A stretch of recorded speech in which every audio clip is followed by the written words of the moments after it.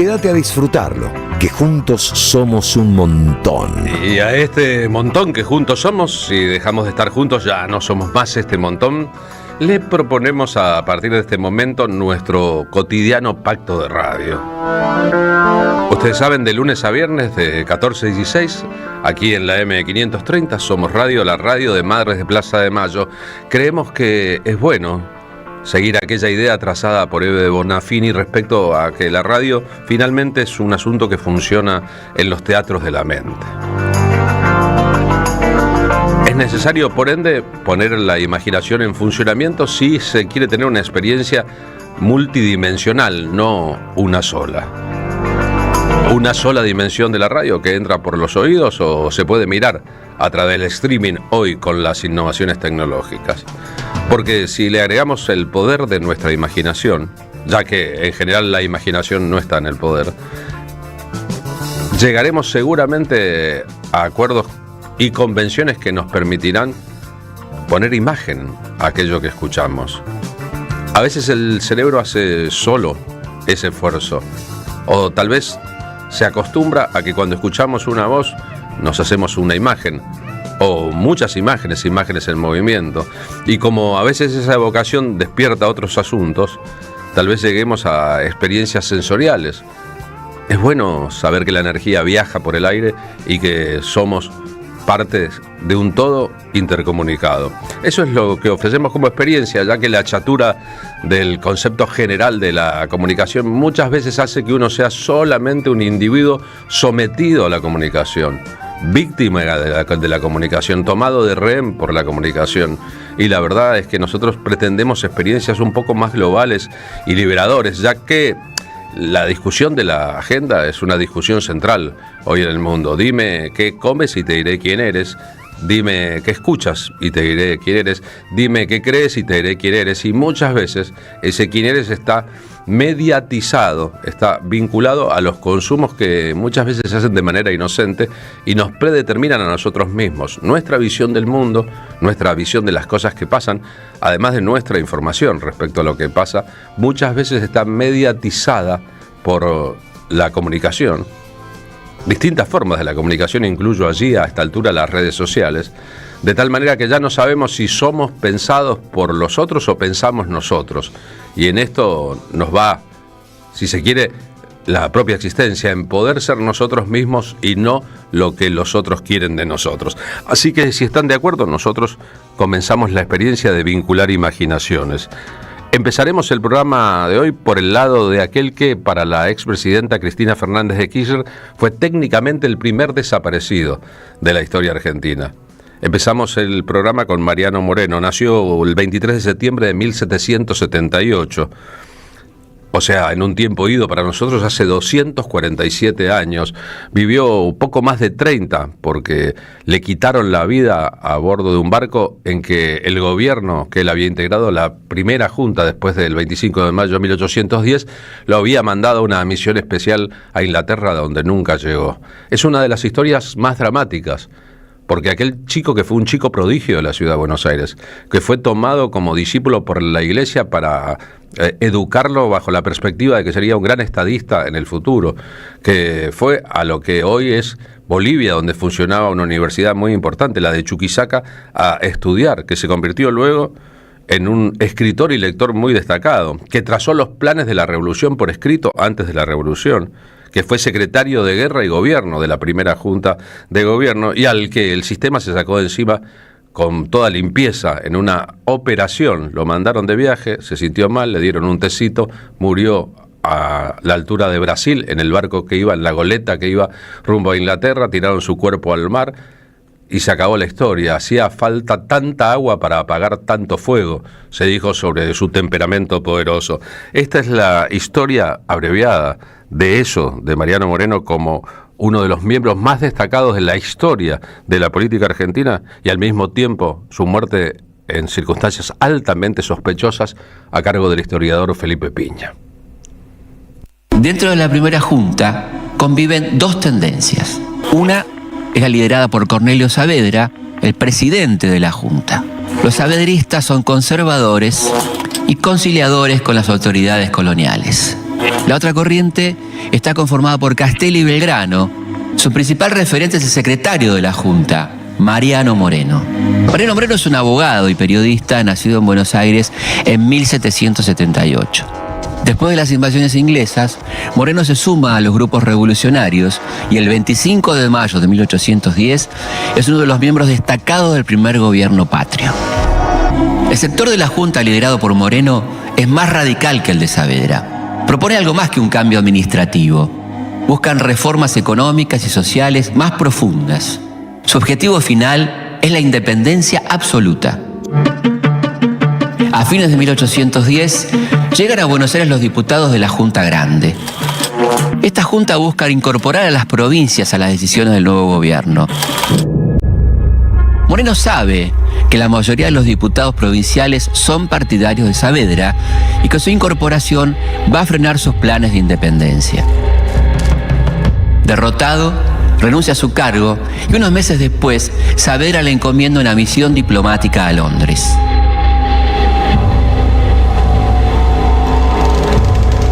En alta mar, Moreno muere en circunstancias muy sospechosas. Con su muerte, la revolución pierde a uno de sus mejores hombres. Seguramente fue un homicidio planeado, no tenemos en claro quién está, no podemos acusar a nadie puntualmente del autor intelectual, pero sí el autor material, que es el capitán del barco George Stephenson, que le suministra un remedio en una dosis altísima, un emético, que es un antivomitivo, que se daba mucho en los barcos, una dosis que lo convierte en un veneno más poderoso que el arsénico, y esto lo denuncian con mucha claridad su hermano Manuel y Tomás Guido, que será el futuro mejor amigo de San Martín y acompañantes de Moreno en esta travesía, ¿no? Donde hablan de la perversidad del capitán y cómo el capitán se niega a llevarlo a un médico, estaba muy cerca de Río de Janeiro, y una vez muerto se niega a llevarlo para hacer la autopsia. El grupo de rock Científicos del Palo, en una canción de homenaje a Mariano Moreno. Moreno se había destacado como un intelectual brillante, se había recibido abogado, pero había tenido acceso como estudiante universitario a aquello que entonces eran las obras prohibidas, los textos en francés básicos que impulsaron la Revolución Francesa. Ustedes saben que el Día del Periodista en la Argentina, el 7 de junio, se festeja, se conmemora, se celebra por la fundación del primer diario de la Argentina, la Gaceta de Buenos Aires, idea central de la forma en que Mariano Moreno había pensado difundir las ideas de la revolución. Fue en todo caso el fundador del primer diario de la historia. Belgrano, Castelli, Manuel Alberti, Monteagudo, los revolucionarios del principio, San Martín, Belgrano, si no hubiera sido por ellos, Güemes, Juan Azurduy, la causa de la revolución se hubiera hundido en la impericia de aquellos que la encabezaban, que hicieron la revolución, empezando por Cornelio Saavedra, que era militar, pero no estaban muy dispuestos a seguir el camino. Después de la revolución, una de las grandes discusiones era que una parte muy importante de la conducción quería que Argentina fuera parte de otro reino. Se había declarado la ciudad de Buenos Aires, Argentina todavía no existía, libre de la corona española, pero muchos que se sentían revolucionarios querían que Argentina fuera una colonia portuguesa, una colonia inglesa.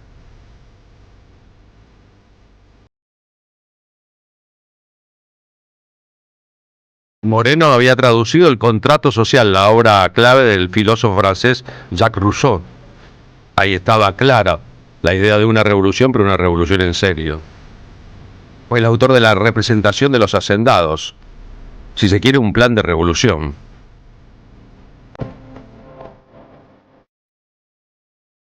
Y aquellos que decidieron su muerte hoy se empequeñecen ante el recuerdo del eterno revolucionario, que además se convirtió por otros asuntos en una figura romántica.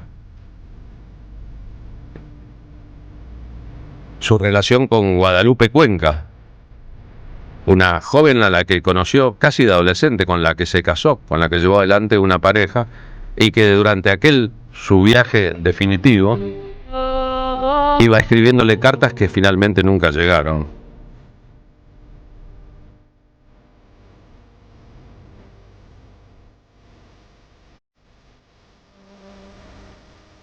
La fragata se llamaba Fam. Mariano Moreno tenía 32 años cuando murió.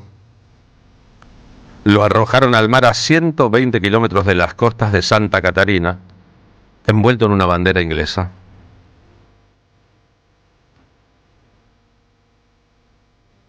Y mucho tiempo después se supo que las cartas que le iba escribiendo su enamorada y desesperada esposa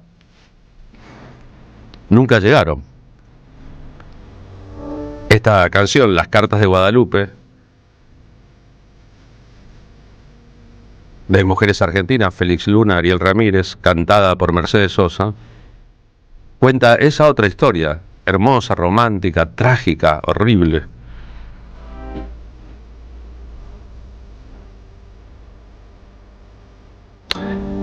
Se han incorporado estas cartas a la historia y a las piezas de la literatura en la Argentina.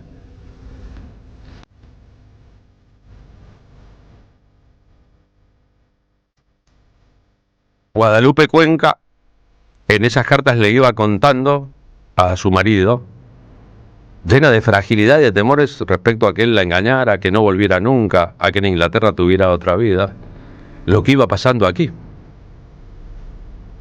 en una ciudad de Buenos Aires donde el ímpetu revolucionario sin Mariano Moreno era una llama que se apagaba. Y la traición y la envidia que había generado su propia figura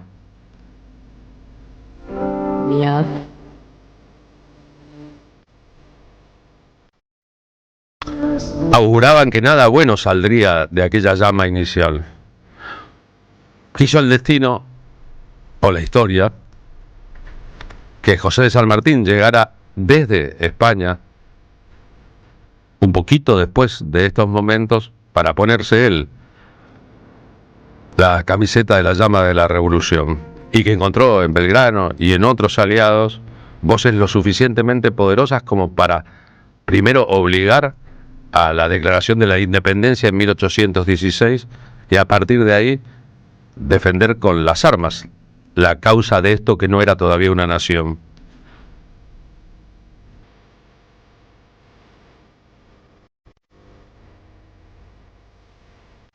La carta que van a escuchar a continuación en la voz de Graciela Borges es la carta que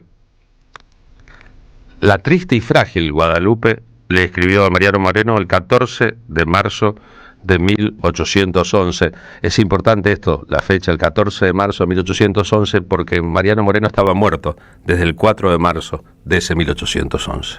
Mi querido y estimado dueño de mi corazón, me alegraré que lo pases bien y que al recibo de esta esté ya en tu gran casa con comodidad y que Dios te dé acierto en tus empresas. Tu hijo y toda tu familia quedan buenos, pero yo con muchas fluctuaciones y el dolor en las costillas que no se me quita y cada vez va a más. Estoy en cura, me asiste Argerich, se me aumentan mis males al verme sin vos y al pensar morirme sin verte y sin tu amable compañía. Todo me fastidia, todo me entristece, las bromas de Micaela me enternecen porque tengo el corazón más para llorar que para reír. Mi querido Moreno, si no te perjudicas, procura venir lo más pronto que puedas, o si no, hacerme llevar, porque sin vos no puedo vivir. La casa me parece sin gente, no tengo gusto para nada de considerar que estés enfermo o triste, sin tener tu mujer y tu hijo que te consuelen y participen de tus disgustos. O quizá ya habrás encontrado alguna inglesa que ocupe mi lugar. No hagas eso, Moreno. Cuando te tiente alguna inglesa, acordate que tenés una mujer fiel a quien ofendés después de Dios. Mi querido Moreno de mi corazón, ya te puedes hacer cargo cómo estaré sin saber de vos en tantos meses, que cada uno Me parece un año, cada día te extraño más. Todas las noches sueño con vos. Ah, mi querido Moreno, cuántas veces sueño que te tengo abrazado, pero luego me despierto y me hallo sola en mi triste cama. La riego con mis lágrimas de verme sola y que no solo no te tengo a mi lado, sino que no sé si te volveré a ver. Y quién sabe si mientras esta ausencia no nos moriremos alguno de los dos, pero en caso de que me llegue la hora, que sea a mí, Dios mío, y no a mi Moreno. Dios no lo permita que muramos sin volver a vernos. María Guadalupe Moreno. María Guadalupe Moreno. Guadalupe vivió hasta 1854. Unos meses después de estos sucesos le devolvieron el paquete de cartas que ella había escrito, todas sin abrir. Enrique Williams Álzaga las compiló luego en un libro llamado Cartas que nunca llegaron. Estas son Mercedes Sosa y Marta Argerich en el Teatro Colón en el año 2003, haciendo una versión contemporánea de aquella canción que se encargó de contar la parte más romántica, humana y personal de la historia de Mariano Moreno. Había conocido a Guadalupe cuando ella tenía 14 años. Se casaron en lo que hoy es el territorio de Bolivia, vinieron a Buenos Aires, se soñaban una pareja para siempre. Moreno fue eliminado de este mundo a los 32 años en viaje rumbo a Inglaterra.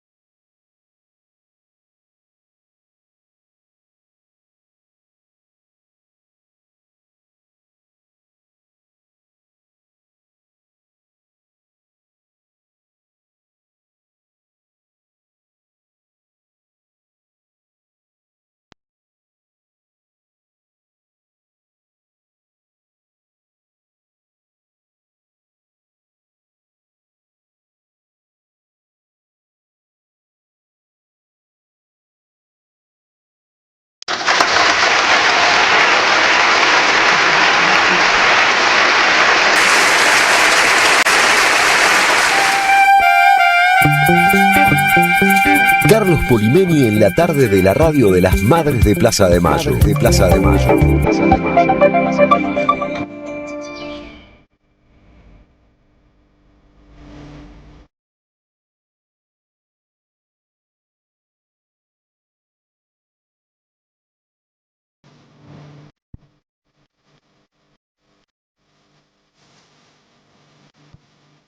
14:27 horas. Saben ustedes que el buen WhatsApp de la radio es el 11 32 00 0530, que estamos haciendo el programa con Rodrigo Lamardo en la coordinación y producción general, con Luciano Murat en la producción, que está Martín Suárez en el móvil 1 de la radio, ahora lo presentamos, en la operación del sonido el señor Charlie Escalante, Vicente Castro como operador de video, trabajan en las redes, estamos en Facebook, en Twitter, en Instagram, La transmisión del streaming es por YouTube. Manon Sanseverino y Agustina Pasaragua.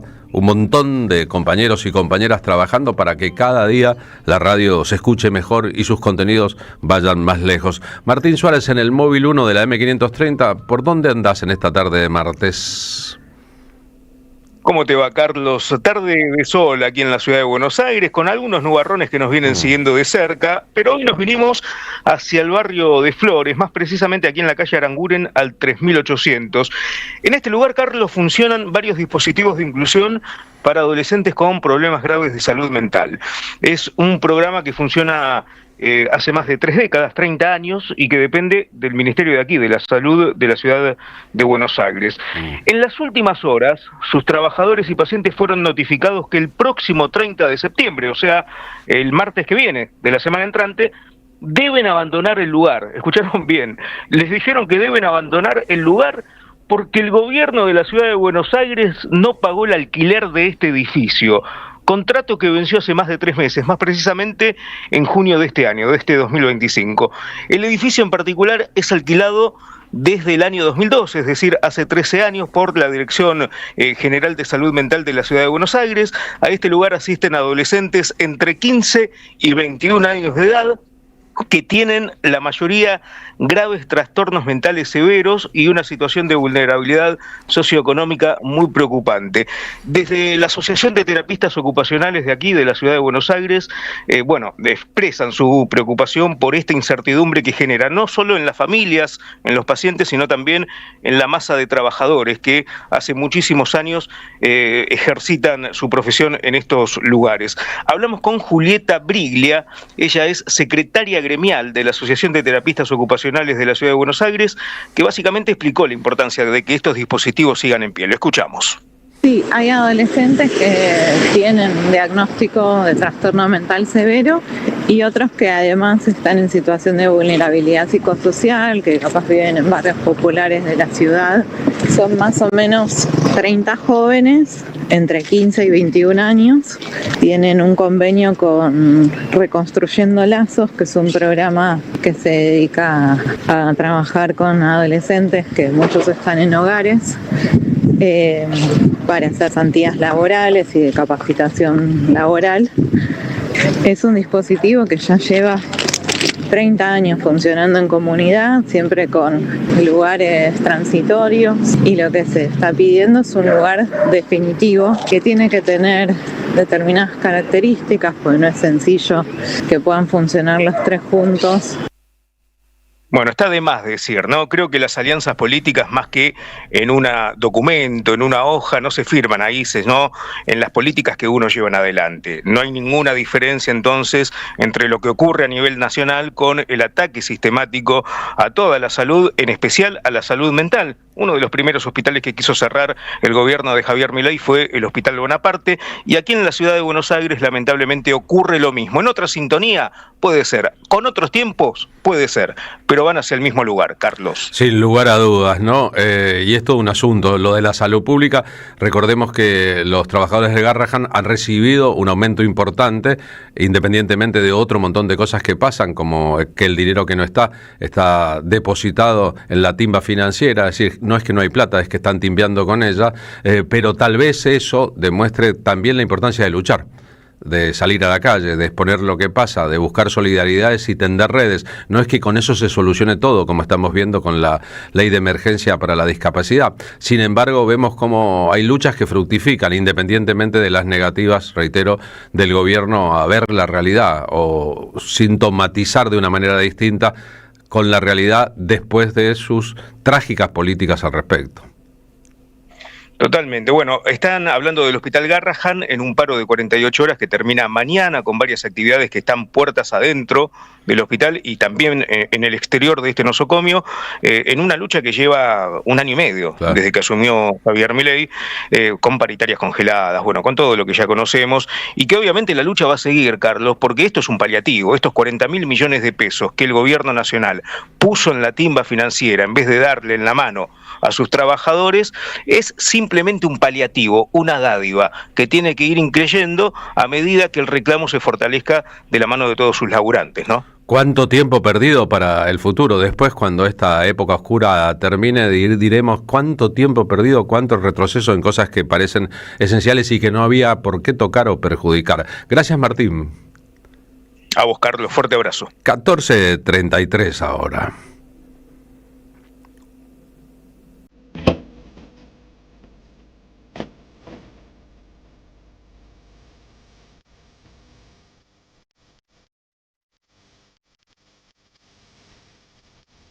El viernes pasado, despidiéndose de La Habana, lo contamos un poco ayer, antes de emprender la gira que lo traerá al sur de América, Silvio Rodríguez concretó un concierto extraordinario con entradas gratuitas, en que además una parte muy importante del público, el público joven que fue a ver este concierto, repitiendo una tradición cada vez que se va de Cuba para hacer una gira, pidiera las canciones que más le gustan al público de Silvio.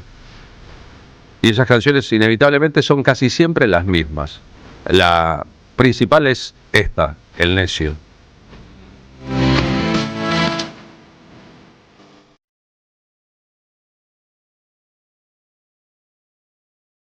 Esta no es la versión de Silvio Rodríguez, sino del grupo chileno Los Bunkers, que durante mucho tiempo con su autorización trabajó un repertorio rockero a partir de las canciones originales.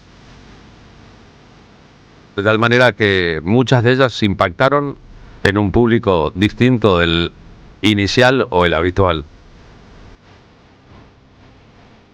El Necio es la canción que dispara nuestro espectáculo de resistencia poética.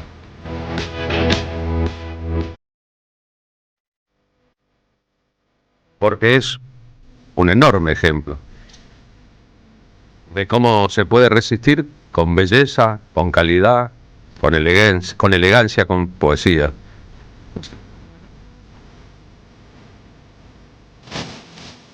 El domingo 5 de octubre tenemos la parte 2 del espectáculo, el segundo capítulo del espectáculo. El primero fue, ya saben, el 7 de septiembre.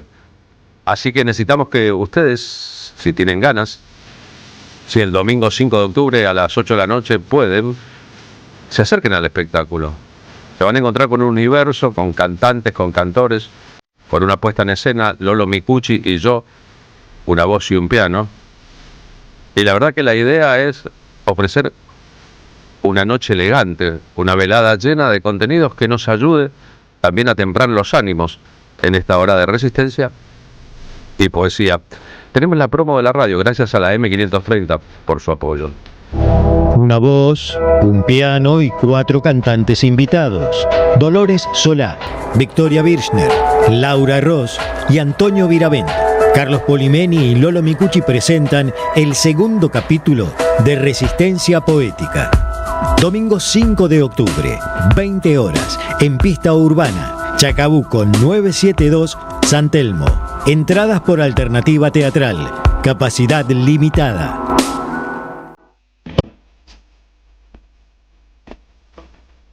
Los cantantes invitados esta vez, Dolores Solá, Victoria Birchner, Laura Ross, Antonio Viravent, ocuparán los lugares que ocuparon en la primera función Lidia Borda, Florencia Ruiz, Luciana Jury y Cucuza Castielo.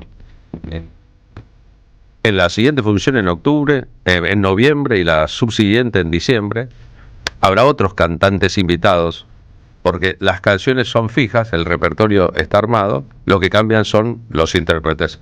Y ya verán que al salir de sus zonas de confort como intérpretes e ir rumbo a otros universos, cada uno de ellos se luce un montón. Lidia Borda cantó El Necio en nuestra primera función y también en la segunda, que fue a continuación de la primera, aquel domingo 7 de septiembre.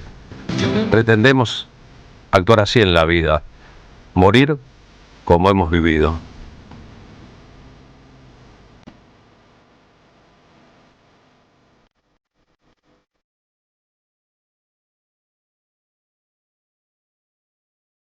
Auspician la tarde con Carlos Polimeni. La Municipalidad de Pehuajó sigue inaugurando obras en 2023. Cierre del primer basural a cielo abierto de la provincia de Buenos Aires. Nuevo complejo ambiental. Jardín 919. Centro de Atención Temprana Dr. Ferreira. Complejo cultural. Nueva guardia del hospital. Más de nuevas 200 viviendas.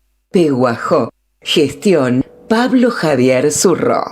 Somos Radio AM530. Hola, ¿qué tal?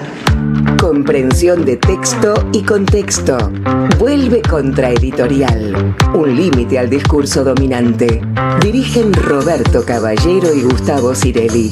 La voz de la resistencia en medio del silencio la encontrás en www.contraeditorial.com. Tronador, agua mineral, botellones y dispensers para el hogar y la oficina. Hacé tu pedido al 4201-2627 o mandanos un mail a info@aguatronador.com.ar. Tronador, agua de mesa envasada. 12 de octubre 632 en Avellaneda.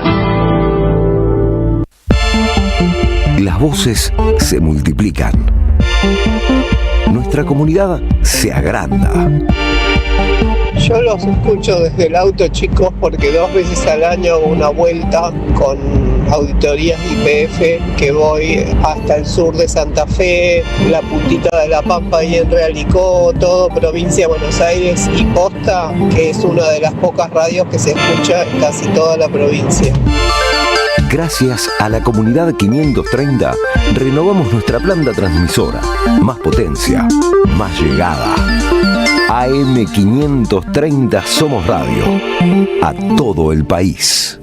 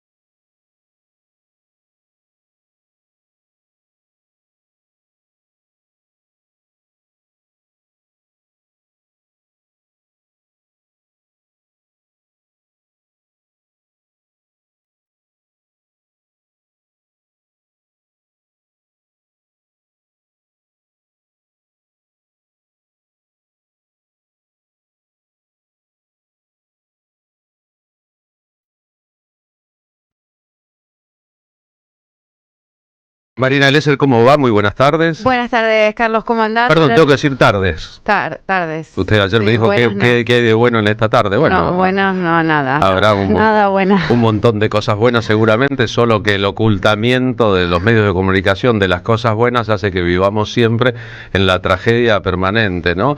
Yo creo que hay un montón de cosas buenas en la vida y que hay que subrayarlo. ¿Sabe qué estamos escuchando? No, cuéntame. Estamos escuchando un dúo de guitarras, ¿que son dos o son 12 los que tocan acá? O una guitarra de muchas cuerdas. No, son 2 guitarristas acá seguro, ¿no? Este viernes 26 de septiembre a las 9 de la noche en el Festival Vinilo, Ernesto Snager presentará su libro 8 piezas para dúo de guitarras junto a un invitado especial, Matías Arriazu. Si hubiera que hacer una demostración, un demo práctico de cómo es eso, este tema que se llama El Poste serviría, ¿no?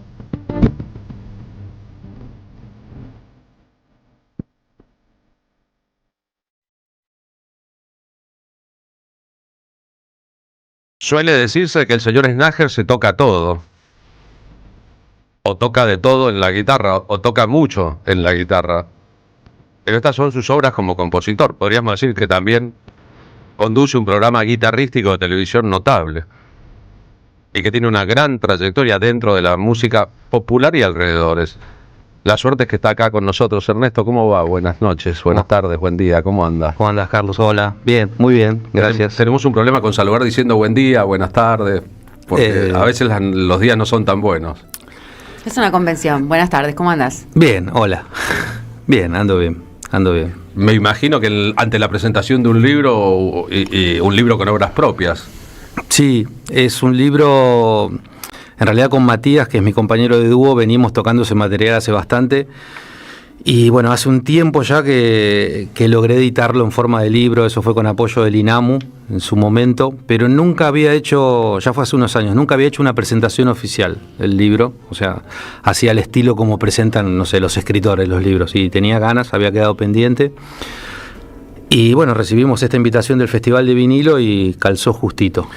¿Para qué se presenta un libro? ¿Para que otros guitarristas se enteren? ¿Para qué se escribe un libro sobre obras propias de guitarra? ¿Para que haya otros dúos que frecuenten ese repertorio? Claro, la idea más básica supongo que es esa, que es compartir la música a través de las piezas escritas, pero también puede tener un cierto valor pedagógico. Uh-huh. De hecho, estoy aprovechando que el libro está editado para, bueno, sin ir más lejos, ahora este miércoles hago una especie de presentación solo, sin Matías, y explicación, clase abierta para los alumnos del Conservatorio Falla, acá de la Ciudad de Buenos Aires. Manuel de Falla, sí. ¿Cómo fue que llegaste a hacer un programa de televisión como conductor? Fue de casualidad, creo que básicamente fue, porque estoy asociado hace muchos años en temas audiovisuales con un querido amigo que bueno, recibió la propuesta por parte de... Él había trabajado para Canal A, entonces le dijeron que tenían ganas de hacer un programa de música, qué sé yo, él habló de mí y se fueron como acomodando unas piezas en algo que justo caí en un momento justo que querían hacer un programa de músico a través de mi amigo. Eso que además en este caso incluía un músico que tocaba la guitarra e invitaba a otros artistas a sumarse a la idea. No era un programa sobre música, sino de música. Sí, incluso varias veces me dijeron, bueno, bajen un poco, o sea, como que no lo hagan tan técnico y no hablen de cosas que entienden ustedes solos. Yo también intentaba, ¿no?, que fuera apto para todo público. Y fueron 10 años seguidos. Este es el primer año de los últimos 11 que no hacemos el programa. Bien, ahora que Hermeto Pascual se ha ido de este mundo, ¿te acordás de este momento? Vos con Hermeto Pascual en tu propio programa de televisión en Buenos Aires, a ver cómo es. Todas las cosas tienen música. Todos los sonidos son música. Todos los ruidos son, en realidad, sonidos perdidos que el compositor tiene que capturar y poner en el orden justo. Algo así parece decirnos Hermeto Pascual cuando hace música con animales, con el relato de un gol en un partido de fútbol, con el aire y la garganta a dúo con su flauta traversa, con tachos, con nada y con todo. Divertido. Divertido es diverso, no es distracción. La música, el arte es divertido si no es idiota. Es divertido porque es profundo, incisivo y viene desde lo más hondo del ser.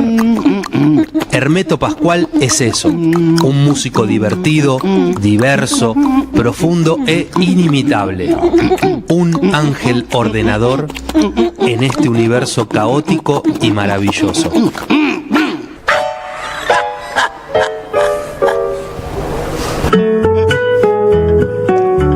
Vemos la introducción del programa, escuchamos la introducción del programa, la promo, que es brillante, ¿no? Sí, la verdad que no me acordaba. Hermoso momento. ¿Vas a tocar con él? ¿Esto se grabó en el hotel donde él estaba? Sí. No en los estudios, ¿no? Esto es en el hotel donde el tipo estaba parando, sí.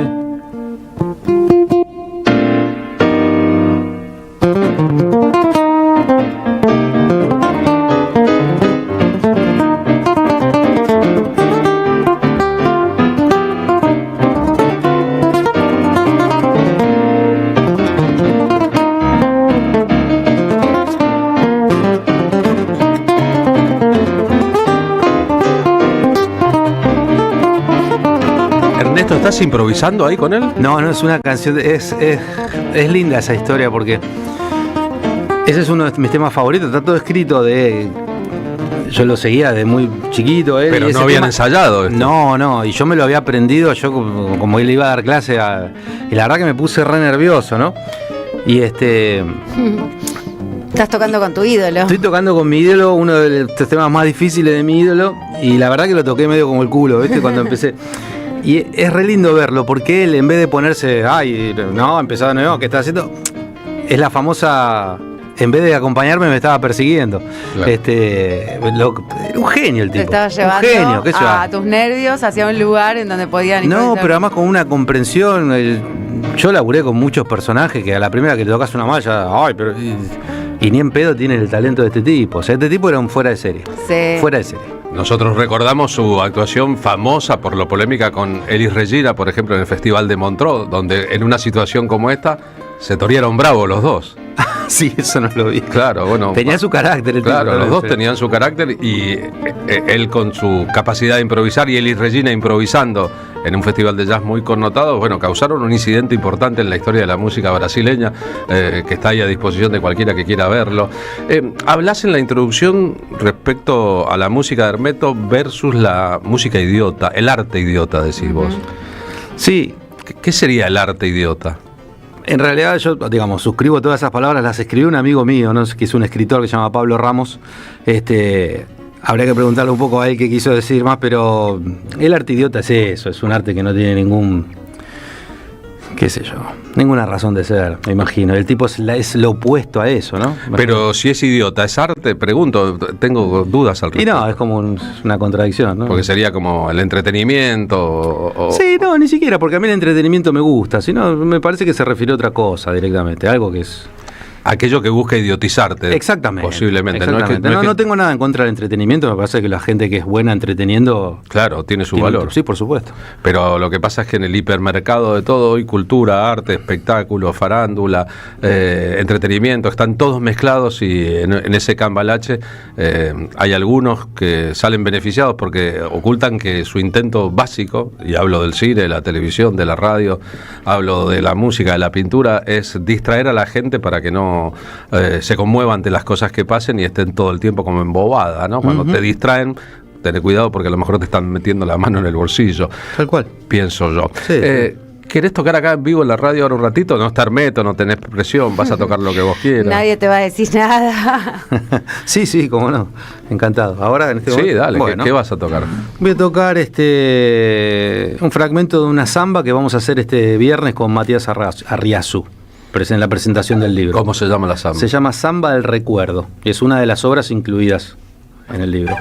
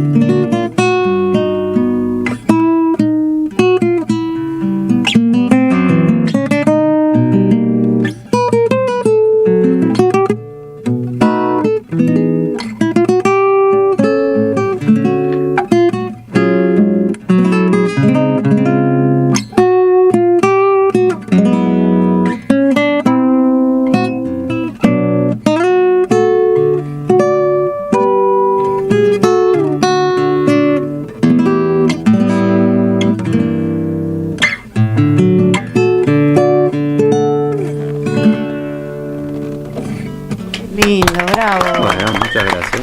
Gracias a vos. Es interesante contar, ya que hablaste de que mañana vas a ir a dar una clase al Manuel de Falla, ¿cómo te formaste vos como músico?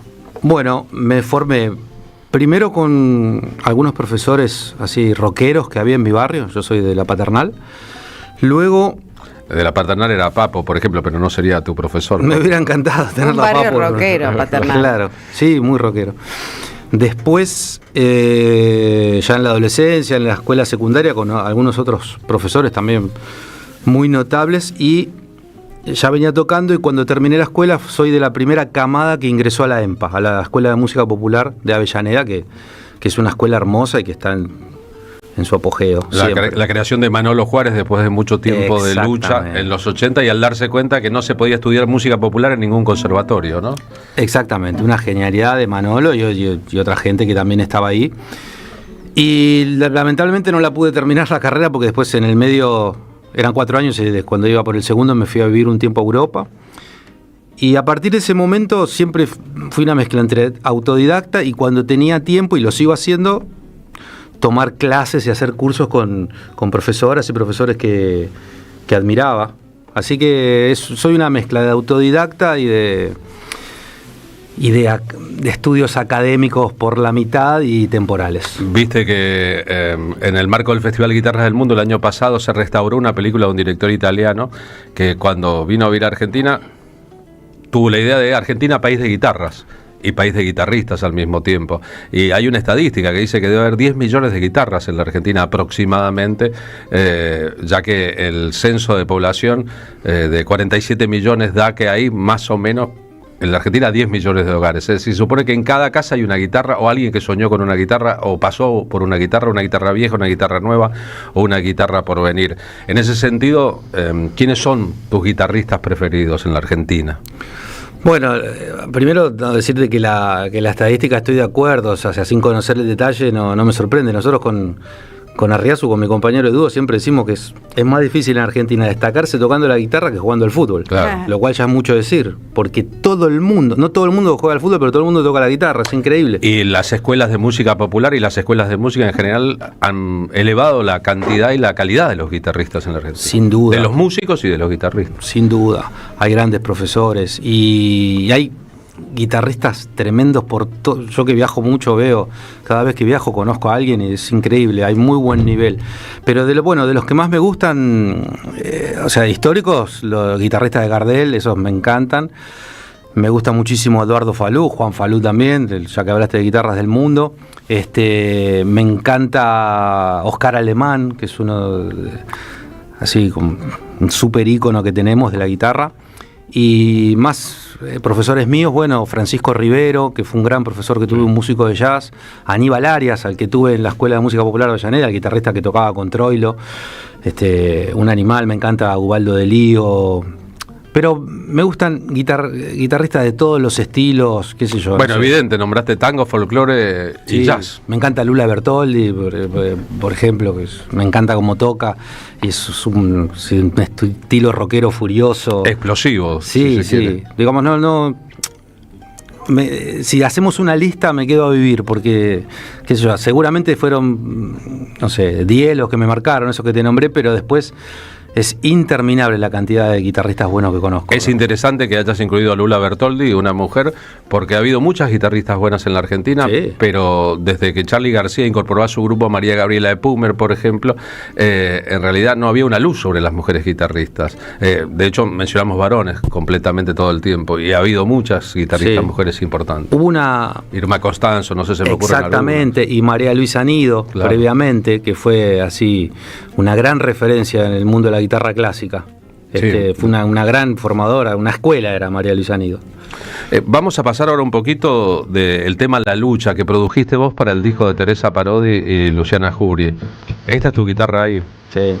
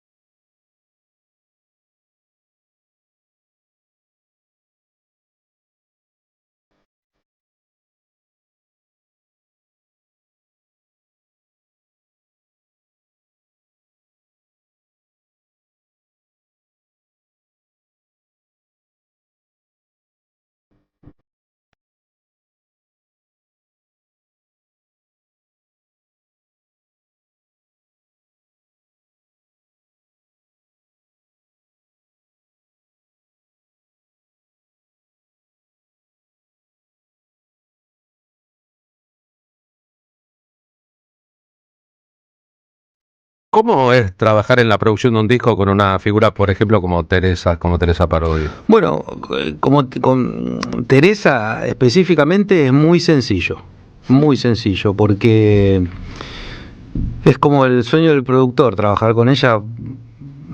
Primero porque no hay mucho que decirle, eso también, o sea, es así, ella es perfecta así como es. Pero después si le señalás alguna cosa o sugerís, siempre está dispuesta, siempre va por el sí primero, lo cual creo que es una gran diferencia. Una virtud, te pregunté porque recién dijiste yo he trabajado con cada uno. No, pero Teresa es lo más porque además, de verdad, no porque haya trabajado con ella, yo la admiraba de siempre, para mí trabajar con ella fue un sueño. Acá estamos escuchando este dúo que es realmente impresionante.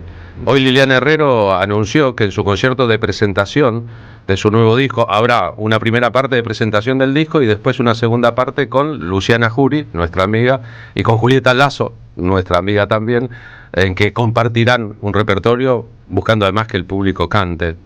Voces que empatizan entre sí.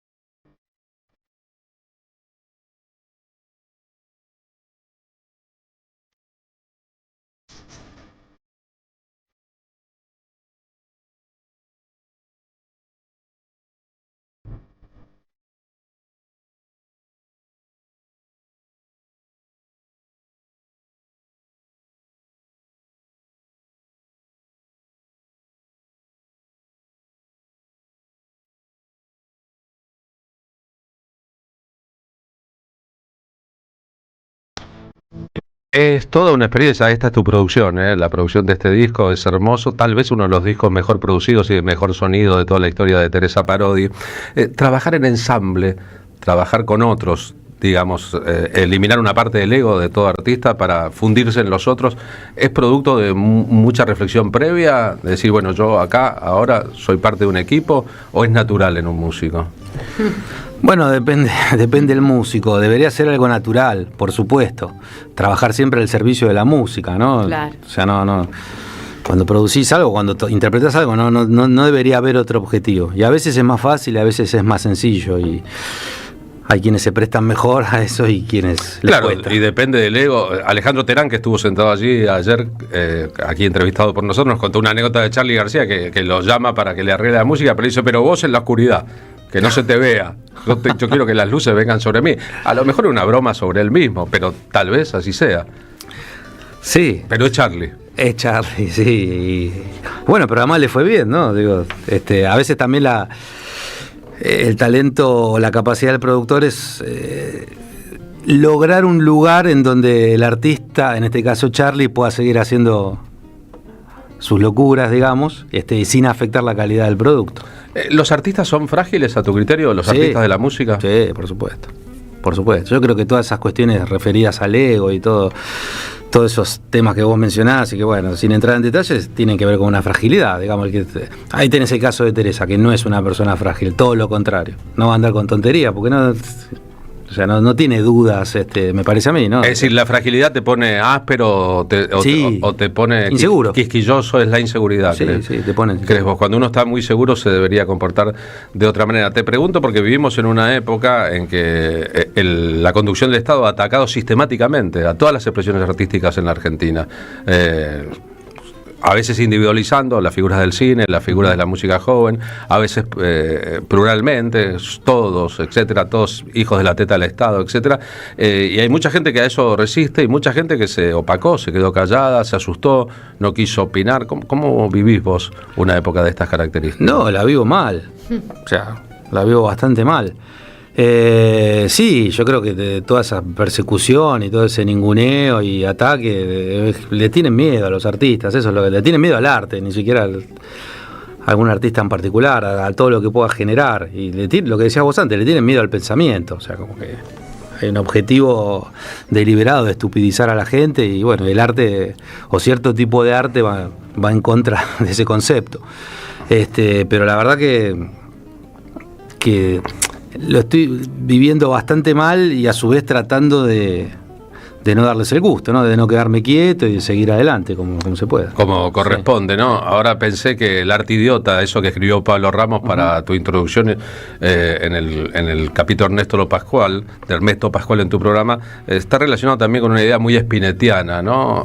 ¿Quién resistirá cuando el arte ataque? Pero cuando sea arte, porque hay mucho idiotizante en lo que llaman arte y en realidad son estrategias, me parece a mí, de entretenimiento de las sociedades. Te vamos a pedir que toques una más, a lo mejor te jodemos un poco más, pero toco. Para nosotros es un lujo que estés aquí con nosotros, Ernesto Snager. Bueno, voy a tocar una milonga también, estoy tocando música que está en el libro. Y es toda tuya. Por si el libro también es todo mío, así que le estoy haciendo prensa a ver si vendo alguno. Bueno, voy con eso entonces.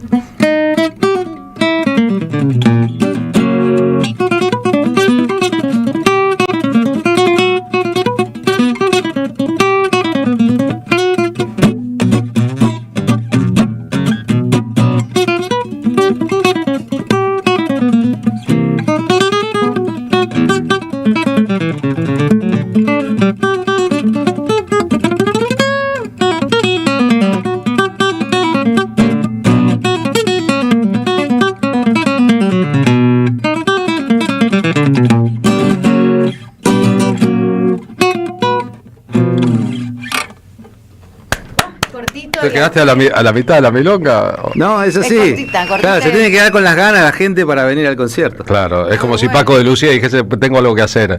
Ahora, hablando de grande guitarrista. Bueno. Vi una nota con Pat Metheny ahora, hace poquito, en que él decía, tal vez uno no sabe que su público está en el futuro, no en el presente. Él siempre insiste con esa idea. Y decía, fuera de Albert Einstein, la persona más inteligente de todos los tiempos, para mí fue Charlie Parker. Y cuando Charlie Parker tocaba, lo iban a ver 60 personas y cuando grababa un disco, compraban el disco 600 personas. Hoy hay 60 millones de admiradores de Charlie Parker en el mundo. Es como si el músico anticipara aquello que el oído de mucho público va a escuchar en su verdadera dimensión después. El ejemplo Van Gogh, bueno, Spinetta, nunca me viste a tiempo, siempre tuviste miedo, después vas a venir a decirme que era muy grande, pero no venías a mis conciertos cuando yo tocaba. Esa sensación puede ser la excusa para no tengo público ahora, o en todo caso una reflexión muy sabia de alguien que diga, pará, deja que el tiempo haga su trabajo sobre el oído a partir de lo que yo he hecho ahora. Puede ser, y, digamos, me voy a correr de la imagen, ¿no? Pero yo a veces soy gran admirador de unas músicas que de Argentina me refiero, ¿no? Que digo, esto debería ser mega conocido, no sé, pienso por ejemplo, yo soy fan de un grupo que se llama La Cangola Trunca, ¿no? Que son unos músicos jujeños que viven aquí en Buenos Aires y grabaron 2 discos y... Invitémoslos. Sí, La Cangola Trunca, sí. Sí.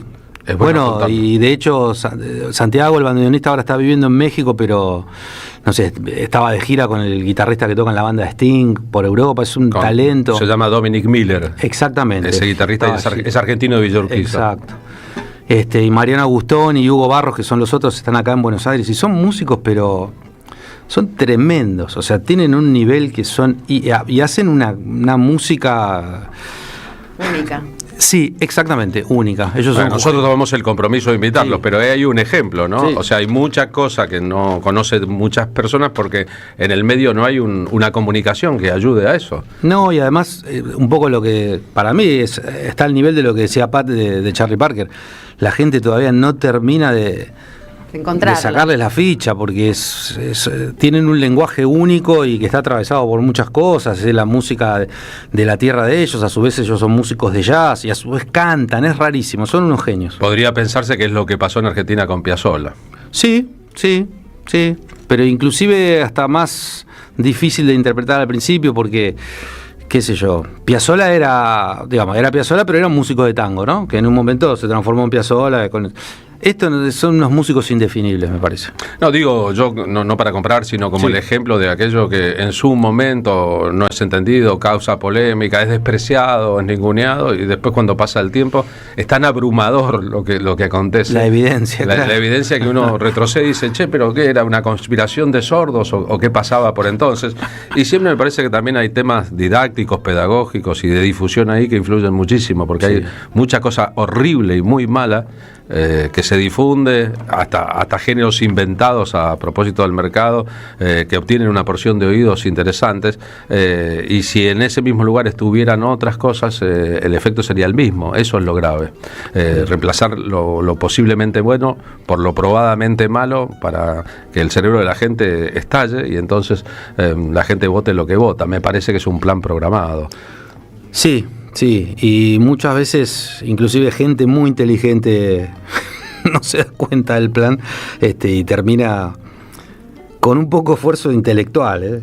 Yo lo veo lo veo mucho. Yo tengo grandes amigos de toda la vida que no son músicos y los veo con una cierta vagancia intelectual. Claro, y después de que 3 veces entraste al teléfono y 3 veces te vino una promoción de vacaciones en Bahamas y no entendés que porque ya buscaste una vez y entonces te van a mandar por delivery casi todo lo que esté relacionado, incluyendo tus gustos en política y entonces, bueno, etcétera, etcétera. Ernesto, gracias por haber estado aquí con nosotros. No, gracias a ustedes y bueno, ojalá que nos acompañen el viernes ahí en Café Vinilo. Gracias. Café Vinilo queda en Estados Unidos 2483 en la ciudad de Buenos Aires.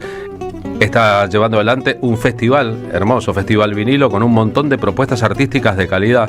Ernesto Snager y Matías Arriazu, Hernán Ríos y Facundo Guevara, José Saluzzi, Sandra Peralta, Alejandro Franov, soneros del Calamani, es decir, música de muy buena calidad de la ciudad de Buenos Aires, de la Argentina. En este caso, Ernesto Snager presenta con Matías Arriazu, reitero, viernes a las 21, 8 piezas para dúo de guitarras. Es un dúo de guitarras finalmente, sí, es un dúo.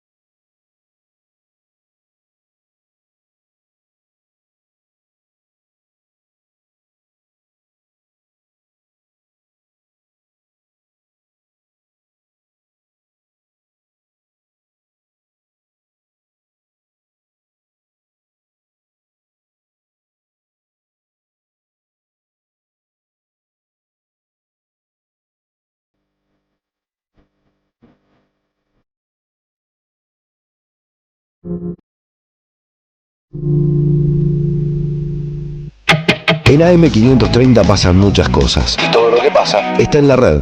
Somos Radio AM530 en Facebook. Entérate de lo que pasa. AM530. Somos redes.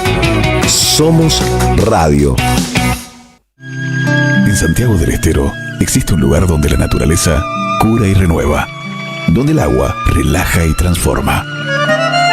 Termas de Río Hondo te invita a sumergirte en un paraíso termal, con aguas únicas en Sudamérica, conocidas por sus propiedades. Aquí, el descanso se convierte en experiencia y cada instante en un recuerdo inolvidable. Termas de Río Hondo, paisajes cálidos, aguas únicas, momentos tuyos. Gobierno de la provincia de Santiago del Estero. ¡Wow! ¿Cómo dices cuenta DNI? ¡Wow! ¿Que ahora tienes plazo fijo? ¡Wow! ¿Y que tienes una tasa especial? ¡Wow! Y eso hace que tu dinero crezca. ¡Wow! Y crezca. ¡Wow! Y crezca. ¡Wow! Pará, ese último wow no entendí. ¡Wow! Ah, que crece. Cuenta DNI. Tu plazo fijo de Banco Provincia es realmente wow. ¡Wow! El sabor que te acompaña es Café Bantú. El aroma en la mañana de Café Bantú. Bantú. Seguí a la Cámara de Diputados de la Provincia de Buenos Aires a través de sus redes sociales y entérate de todas las actividades legislativas en Instagram y Facebook como @diputadosBA y en Twitter como HCDiputadosBA. Somos los engranajes de una máquina infernal. Somos las marionetas de este proyecto global. Los engranajes, personajes atrapados en el laberinto de una gran empresa luchando por escalar posiciones. Una mirada crítica desde la ironía y el humor. Todos los sábados a las 20 en el Teatro Anfitrión, Venezuela 3340. Los engranajes de Nathan Kusnir. Entradas por Alternativa Teatral. En Banco Credicop tenemos 276 filiales con la mejor atención personal, donde te resuelven todo siempre con una sonrisa. Movete a Credicop. Movete a un banco distinto. Banco Credicop Cooperativo. La banca solidaria. Para más información consulta en www.bancocredicop.com o comuníquese gratuitamente a Credicop. Responde 0800-888-4500. Banco Credicop Cop Limitado. Reconquista 484 Cava. AM530 Somos Radio. Buscamos la verdad siempre. La tarde de la radio es con Carlos Polimeni. AM530 Somos Radio.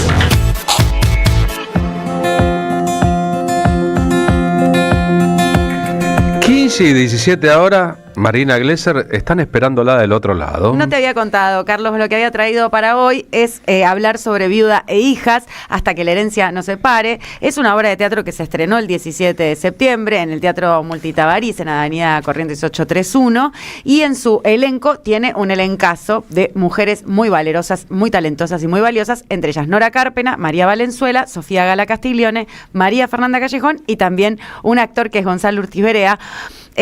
Para hablar de la dirección también es Héctor Díaz. Para hablar de esta obra, Viudas e Hijas, hasta que la herencia nos separe, invitamos esta tarde a Nora Carpena, a quien le damos la bienvenida en esta tarde de martes. Hola Nora, Marina Glesser, Carlos Polimeni, Pablo Marina. Hacker, te saludamos. Hola, ¿qué tal Carlos? Hola, ¿cómo les va? ¿Qué tal? ¿Cómo están ustedes? Bien, qué gusto saludarte, felicitarte por esta puesta de Viudas e Hijas hasta que la herencia nos separe, y que nos cuentes un poquito cómo se armó el proyecto de esta cantante lírica y sus dos hijas, ¿no? Que vienen a escuchar las últimas voluntades del difunto. Te toca ser la viuda. Te toca... Sí, soy la viuda que voy a leer, voy a escuchar la lectura del testamento. Estamos todas reunidas ahí para escuchar en el estudio de la abogada, que es el personaje que hace María Valenzuela, que es la que va a leer el testamento. Es una obra con mucha gracia, muy bien escrita por Paso, Alfonso Paso Jr., digamos, porque es yo creo que es el nieto, no sé, alguien me dijo que era el hijo, yo creo que es el nieto de Alfonso Paso, pero no importa. Okay. Bueno, Alfonso Paso, el famoso autor español, ¿no? Sí. Que acá en una época se hacían muchas obras de Alfonso Paso, muchísimas se hicieron de Alfonso Paso. Y es una obra con mucha gracia, con un humor muy tranquilo, muy limpio, quiero decir, donde la gente a mí me sorprendió, porque la verdad que yo pensé que era una obra de sonrisas y de golpe me encontré con una obra de carcajadas, cosa que me dio mucha alegría, pero me sorprendió, la verdad que me sorprendió. Qué bueno. Donde hay trabajos muy interesantes de mis compañeras, y creo que la gente puede pasar un muy buen rato viendo la obra. O sea que por eso me parece que deberían ir a verla. Qué bueno poder ir al Multitabarís y encontrarse con estas 4 tremendas actrices y también con Gonzalo Urtiz Berea, en esto que la teatralidad trae mucho, ¿no? Como conflicto es la herencia, ¿no? Como es Gonzalo es el muerto. Gonzalo es el muerto, pero digo... Gonzalo es el muerto, está en una pantalla él, porque está muerto. Ah, ok. Él está en una pantalla. Está en una pantalla. Claro. Okay. Claro, él entra en el testamento, él nos cuenta lo que nos está dejando. Perfecto. desde la pantalla. Y ahí a partir de ahí se desencadena el conflicto entre estas mujeres, ¿no? Entre las dos hijas, María Fernanda Callejón. Entre las dos hijas, que son absolutamente distintas, de distinto carácter, ¿no? Me el imagino, personaje de María Fernanda con el personaje de Sofía Gala son absolutamente distintas. Entonces, ahí está el conflicto de la herencia, y con la madre, que en realidad está separada, hasta hace muchos años, estaba separada del padre, y entonces, pero no se habían divorciado legalmente, así que le toca también una parte de la herencia. A lo que te preguntaba es que, digo, en las escuelas de teatro, en las improvisaciones, cuando salen los primeros talleres, seminarios, siempre se trae este tema de la herencia familiar como un desencadenante, ¿no? Del conflicto teatral. Sí, sí. Digo, en estas viudas e hijas, hasta que la herencia nos separe, ¿es una cuestión del dinero o la verdad, digamos? ¿Qué es lo que más incomoda para estas hermanas tan dispares y para esta madre que tiene que lidiar con ese pleito? En la realidad lo que incomoda son las cosas que está diciendo el muerto desde la pantalla, porque él ha dejado cosas grabadas, y por las cosas que él deja grabadas se empiezan a descubrir cosas de cada una, porque se develan él secretos. deja verdades, claro, que ninguna sabe de la otra. Entonces son cosas que deja grabados. El muerto es el que hace el lío, lo hace el muerto en realidad. Ah, viste, cómo son, ¿eh? Entonces ahí está el conflicto, viste, hasta de muerto joroban. Yo lo digo en un momento dado. Ni muerto se deja de joder, digo yo en un momento dado. Nora, ¿es verdad que te produce tu hija? Sí. Ah, bueno. Sí, es mi hija. Está Caballé, Tomás Rottenberg y Nachi Bredeston. Y a mí me da mucha alegría y un poco de emoción el ver que el apellido Rottenberg-Bredeston se vuelve a juntar, ¿no? Después de tantos años de sociedad de Carlos Rottenberg con Guillermo Bredeston, ahora que se vuelvan a juntar los apellidos Rottenberg-Bredeston, me parece... A través de los hijos, volvemos a través de nuestros hijos, ¿ha visto? Volvemos a través de nuestros hijos, así es la vida. Así es la vida. Y está ahí Juan Caballé, por supuesto, también está en la producción. Qué emocionante. Sí. Qué lindo. Es muy lindo, la verdad que es muy lindo trabajar en familia. Sí. Y además, imagínate que para mí Tomasito no es Tomás Rottenberg, es Tomasito. Claro. Para mí. Es como una hija. El hijo de Linda Pérez y de Carlos Rottenberg, al que yo conozco desde que nació. La familia teatral, la familia teatrera. Claro, sí, uno ha ido a todos como me pasa con Sofía Gala. También. Imagínate que yo conocí a Sofía cuando nosotros empezamos Brujas. Sofía Gala tenía 3 años. Claro. O sea que yo me acuerdo desde esa época de Sofía, en el teatro, corriendo en los camarines, yendo a los cumpleaños de Sofía con mis hijas. Y bueno, y somos todos más o menos parientes, de alguna manera. Es lindo. Yo trabajé tantos años con Mori, y ahora estoy trabajando con Sofía. Así que imagínate que estamos todos muy relacionados. Es mucha emoción, porque además crecer y también ver crecer a nuestro país y también ir para atrás a nuestro país, ¿no? Bueno, esa es la vida. La vida no, es eso. Porque has atravesado a veces todas las épocas. En otros lugares no ocurren esas cosas, pero bueno, a nosotras nos ocurren estas cosas, por algo será. Nos lo debemos merecer. Algo debemos haber hecho, porque las cosas no son gratuitas en la vida. Bueno, está bueno pensar que uno es responsable, ¿no? También de la realidad que va creando. Absolutamente responsable. Nada te lo tiran desde el cielo. No. Las cosas por algo se hizo mal para que ocurran las cosas como van ocurriendo. Algo pasó en el camino. Pero ahora, ¿cómo estás viviendo esta situación tan recesiva, tan violenta? Con la misma angustia que estamos viviendo todos. Sí. Con mucha angustia. Mucha angustia, porque esto se refleja en todos los ámbitos, ¿no? Sí. O sea que no hay nadie se salva. Hay que alguien diga, bueno, claro, nadie está liberado de esto, ¿no? Nos produce a mí me da una gran tristeza. Imagínate, yo tengo 80 años, entonces viví muchas cosas, y esto así no lo había visto nunca. La verdad que no lo había visto nunca, a pesar de las cosas que uno vio, ¿no? Pero bueno, seguramente, viste que a veces dicen que cuando uno toca fondo pega más fuerte la patada para salir. Sí, eso me da esperanza. Está buena esa analogía, ¿no? De que cuando ya más abajo no hay nada, lo único que queda es subir. Claro, entonces pegas una patada y subís. Y bueno, vamos a ver si es verdad. Ojalá tengamos de quién aferrarnos, ¿no? Ojalá. Pero tiene que aparecer gente joven, hombres, mujeres jóvenes con proyectos importantes, tienen que aparecer donde uno pueda ir detrás de esas cosas. Sí, ¿me hacer entendés? patitas. Bueno, sí.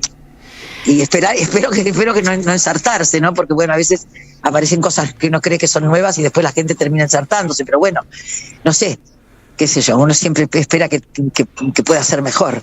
Está bueno lo que decís, Nora, cuánto me gusta escucharte siempre, no solamente ahora en esta tarde, y qué bueno y celebro que estén haciendo esta obra, a que invito al público de nuevo, Viudas e Hijas hasta que la herencia nos separe, en el Teatro Multitabarís, en Avenida Corrientes 831, de miércoles a domingo están haciendo función.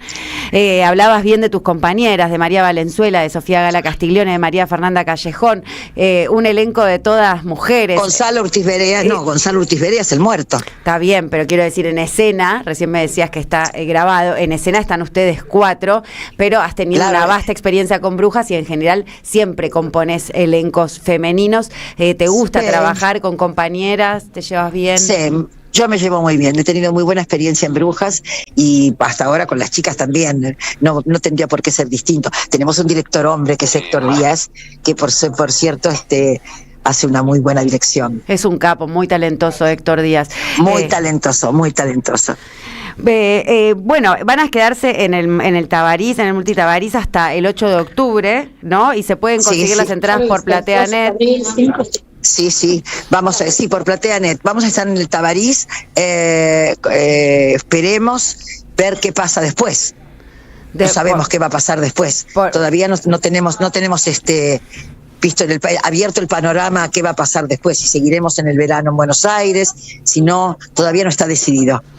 Bueno, es muy lindo escucharte, hablar este ratito con vos, Nora, y mandarle un beso a las compañeras. En cualquier momento estamos yendo a ver Viudas e Hijas hasta que la herencia nos separe. Te quiero agradecer este ratito que conversamos, Nora Carpena. Por favor, me encantaría que vengan a ver la obra, porque siempre es lindo hablar habiéndola visto y saber sobre qué opinar. Claro, exactamente. Mejor, Dale, voy a verla y volvemos a hablar. Dale, por favor, cómo no, cuando ustedes quieran. Un abrazo grande. Chau, que estés muy bien. Gracias por la nota. Chau, hasta siempre. Chau. Nora Carpena, cuánta trayectoria, 80 años y mucha trayectoria, ¿no? Como actriz. Y muchas ganas, de vivir. Muchas ganas de vivir, sin dudas. Las tardecitas con Polimeni tienen ese no sé qué. ¿Viste? 15:27, iba a presentar a Pablo Hacker, pero la fue de Ginóbili y está embocando papelitos en el basurero, aunque usted no lo crea. Lo mío es el fútbol, no el básquet. Sí, vio, por eso le pagaban tanto. Muy lindos deportes ambos. A Ginóbili. Sí, y Argentina está tercero en el ranking de equipos de fútbol del mundo, aunque para mí debería estar primero, y séptimo en el ranking de equipos de básquetbol. Quedamos re bien, tanto en fútbol como en básquet, re bien, de obvio que en fútbol primero, pero digo, tercero y séptimo es... Estos son según las mediciones oficiales de cada institución. El equipo de rugby, los Pumas, está sexto entre los grandes equipos del mundo, el de vóley está octavo. Doy información del día para que vea, pero no invocó nada. Le voy a hacer una recomendación de teatro y después Pablo Hacker desarrolla su tema. Nosotros les recomendamos que vaya a ver Antígonas, linaje de hembras, de Jorge Huertas, que se presenta los viernes a las 22 en el Portón de Sánchez, que queda en Sánchez de Bustamante 1034. Es la tragedia de Sófocles, la de Antígona, la madre que busca dónde enterrar a su hijo, pero en una Buenos Aires más o menos mítica. A los personajes clásicos se une la embalsamada peregrina, es decir, Eva Perón, un Borges Tiresias, pero rioplatense, y el Río de la Plata como marco. 6 actrices, un bandoneón. Las entradas se consiguen por alternativa teatral, los precios populares y con descuento para jubilados y estudiantes. Auspicia la AM 530.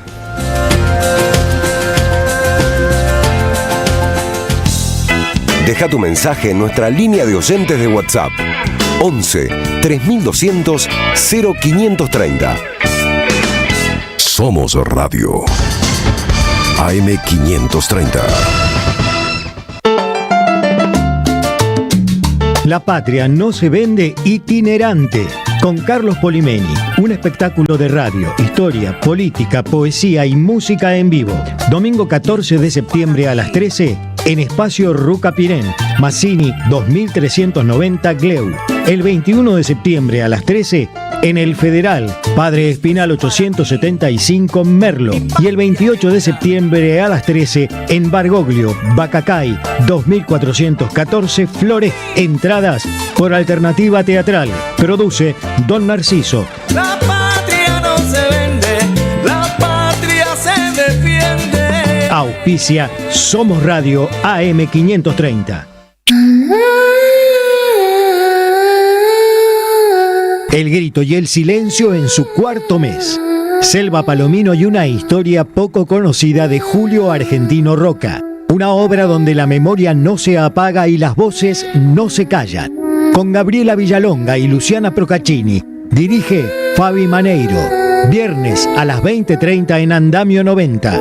Paraná 660. Entradas por Alternativa Teatral. Después del abuso sexual, relatos de tratamientos psicoanalíticos, un libro de Andrea Agazarian que visibiliza esta problemática que es un verdadero crimen contra las infancias y adolescencias. Conseguilo en librerías y en edicionessicus.com.ar. Te esperamos en nuestra librería Café de Adolfo Alsina 685, Capital Federal. Ediciones Sicus. Libros para una cultura de la integración. El sabor que te acompaña es Café Bantú. El aroma en la mañana de Café Bantú. Bantú. Llega La Changuita, una obra que nos sumerge en el universo de la cultura popular, el intento pintoresco de una argentinidad que para resistir se disfraza de sí misma. Escrita y dirigida por Alejandro Lifshitz. Viernes 20:30 en Fandango Teatro, Luis Viale 108. Entradas por Alternativa Teatral. Auspiciaron la tarde con Carlos Polimeni. La Municipalidad de Pehuajó sigue inaugurando obras en 2023. Cierre del primer basural a cielo abierto de la provincia de Buenos Aires. Nuevo complejo ambiental. Jardín 919. Centro de Atención Temprana Dr. Ferreira. Complejo cultural. Nueva guardia del hospital. Más de nuevas 200 viviendas. Pehuajó. Gestión Pablo Javier Zurro. Ay, es tardísimo. Termino el café y me voy. Pero es temprano, ¿ya te vas? Sí, tengo que organizar los cobros y pagos de la empresa, los vencimientos. ¿Y vos? ¿Cómo haces? Ah, no, de todo eso se encarga mi banco. Cobros y pagos Credicop. Todas las herramientas y todo el asesoramiento para que administrar tu empresa sea más fácil. Infórmate en www.bancocredicop.coop. Banco Credicop Cooperativo. La banca solidaria. Cartera comercial. El otorgamiento de productos y servicios está sujeto al cumplimiento de los requisitos exigidos por el Banco Credicop Cooperativo. AM530. Somos Radio. La utopía es una isla lejana. No llegaremos nunca hasta ahí. Pero qué lindo soñar que sí. Señor Pablo Hacker, ¿le va bien entonces? Póngale, sí. Sí, en lo personal sí, pero es difícil que no le vaya bien. Claro, contexto. unos textos y contexto, ¿no? Texto y contexto, Uno sí. es texto, contexto, coyuntura, historia, todo. Uno es uno y las circunstancias. Eso. Fabián Goldman en el móvil 2 de la AM530 desde la Casa Rosada. Fabián, buenas tardes, ¿cómo va? ¿Qué tal? Muy buenas tardes, Carlos, Pablo, Marina. Para ustedes una Casa Rosada con pocos habitantes, con la presencia, se retiró hace unos instantes el asesor monotributista Santiago Caputo, está por aquí dando vueltas en su oficina Lule Menem, quizá Guillermo Francos, el resto de los funcionarios no están, algunos en Estados Unidos, otros sin presencia efectiva en la Casa Rosada. ¿Viste eso que nos pasa? ¿Vieron eso que nos pasa a los comunes mortales? Que cuando vamos a buscar un crédito a un banco, nos piden hasta el grupo sanguíneo. Sí, como mínimo. Bueno, a los funcionarios argentinos que responden a Luis Caputo pareciera que eso no es así y que todo lo contrario, con los peores antecedentes le siguen prestando plata. ¿Y esto por qué? Porque anunció hace minutos que el Banco Mundial brindará $4.000 millones a la Argentina. En las próximas horas se conocerá bien el texto, pero esto ya lo anticipó recién Luis Caputo en los Estados Unidos, que habló luego de la reunión de Javier Milei con Donald Trump con Javier Milei, que duró aproximadamente unos 20 minutos. Hubo 2 minutos 45 que fueron presenciados por un par de periodistas norteamericanas que preguntaron, con las declaraciones solamente de Donald Trump. Ningún tipo de diálogo con Javier Milei, que estaba sentado a su derecha, y cuando empezaron a filmar la grabación le dijo, bueno, apurémonos que tengo otra gente haciendo cola para ser recibida, para que la reciba, en un contexto en el cual también habló el secretario del Tesoro de los Estados Unidos, Bresent, que había estado aquí mismo en Casa Rosada luego de haber salido el cepo. Durante la tarde se conocerá seguramente el contenido de este acuerdo, sobre el que hay muchas especulaciones, pero la mayor de ellas tiene que ver con la posibilidad de que los Estados Unidos directamente salden lo que pueda ser los primeros vencimientos de la deuda externa argentina del año próximo. Mientras tanto, Caputo, en su salida fuera del hotel, hacía estas declaraciones. Realmente emocionante la reunión, porque, como se dice acá, el endorsement del presidente a nuestro presidente y a lo que estamos haciendo fue emotivo. O sea, la Argentina a cambio? no pidió nada a cambio y, o sea, nosotros, por supuesto, que hicimos lo que ya todos saben, que para nosotros es un aliado estratégico, que hay muchísimas cosas que estamos haciendo juntos. Y ahí terminó el audio. Sí, un audio, bueno, cortito, como las pocas declaraciones que hay de los funcionarios argentinos, y lo más notable de todo esto, al margen, por supuesto, del acuerdo del que nos vamos a enterar en poco tiempo más, tiene que ver con la que le dio en una carpeta Donald Trump a Javier Milei, que es la foto que vieron todos los argentinos, que es la foto de su tweet en su red social Truth, donde le da un apoyo a Javier Milei para su próximo mandato.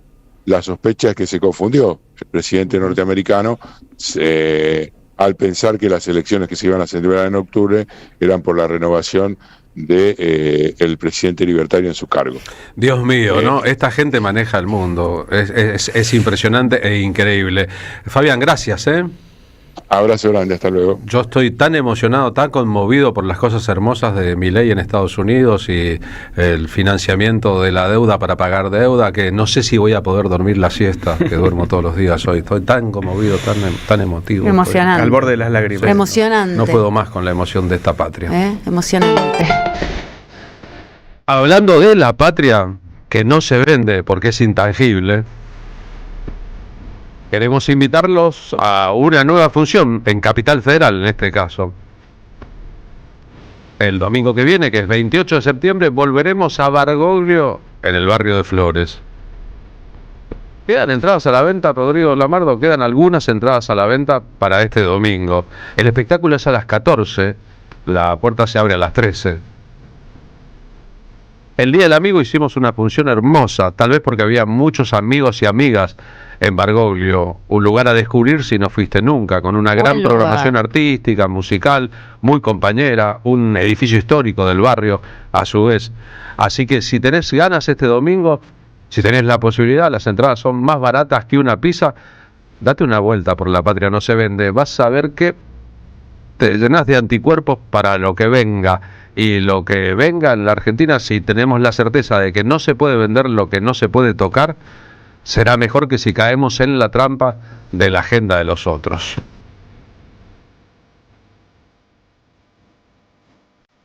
Las entradas, como siempre, están a la venta en Alternativa Teatral.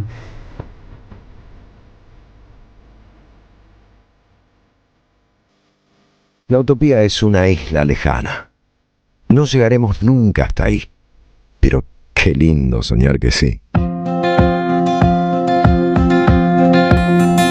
Bueno, Fabián, señor Pablo Hacker. Gracias, Carlos. Fabián contaba muy bien sobre el tuit de Trump en su red social Trust, que después también replica, por supuesto, en Twitter. Él tiene una pelea con Elon Musk, entonces tiene su propia red social, pero por supuesto utiliza también la del pajarito. A él le eliminaron la cuenta en un momento por la agresividad y el mal uso que hacía de Twitter. Sí, es una pelea entre dos gigantes, por supuesto. Trump viene más del mundo del real estate, de la venta de inmobiliaria, y es un poco el reflejo o digamos la síntesis de la vieja América.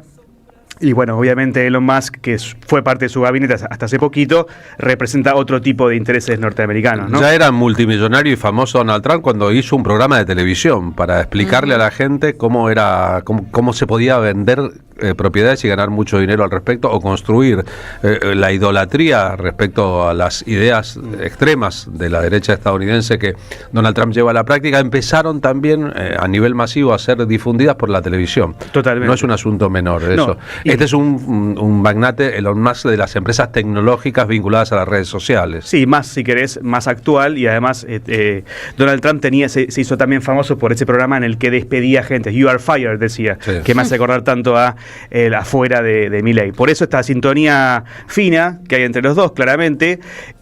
Esto me quiero anotar un poroto, pero hace 2 semanas dijimos, está todo muy mal, pero no se olviden de la importancia que para Trump tiene la Argentina.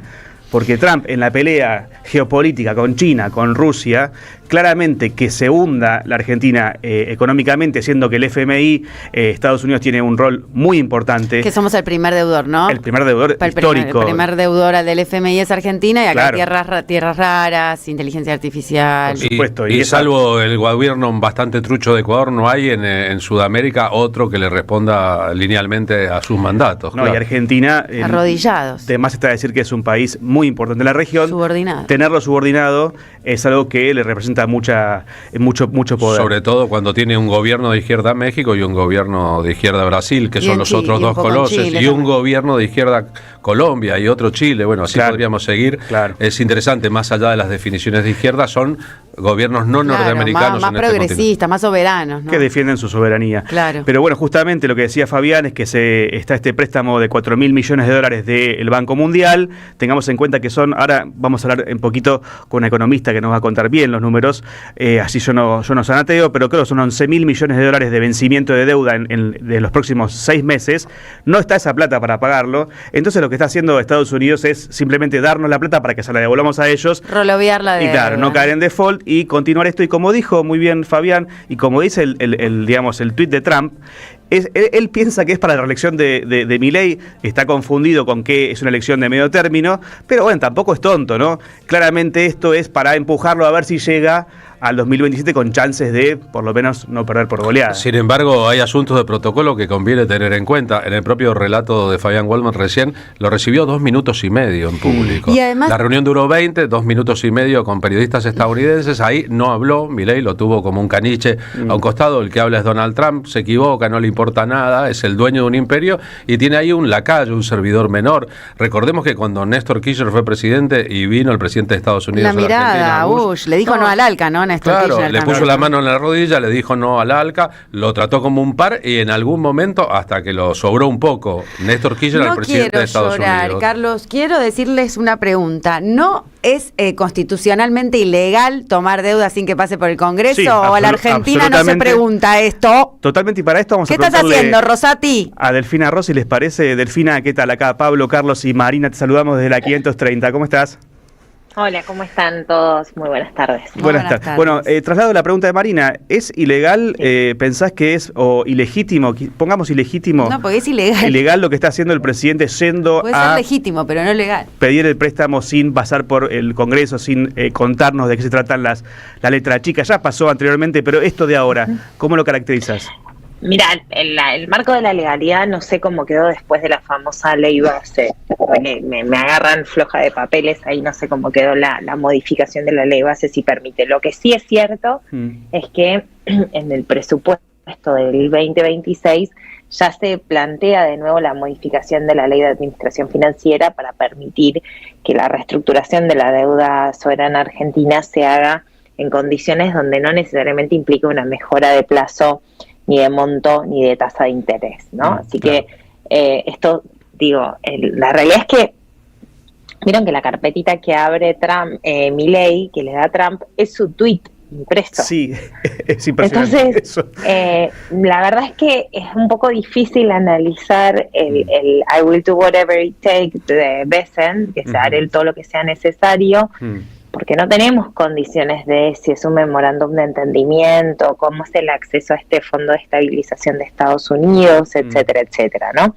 Se entendería que es como si fuese una garantía, como si le diesen a la Argentina la posibilidad de girar al descubierto, algo por el estilo, pero estoy haciendo deducciones, porque insisto, todavía más allá de las declaraciones de Bessent, que es el secretario del Tesoro, lo que vimos hoy de Donald Trump, no tenemos letra chica. Lo que sí a mí me llamó la atención es que Trump, en un momento una periodista le hace la repregunta, le dice, bueno, pero esto es un bailout, es un rescate a la Argentina.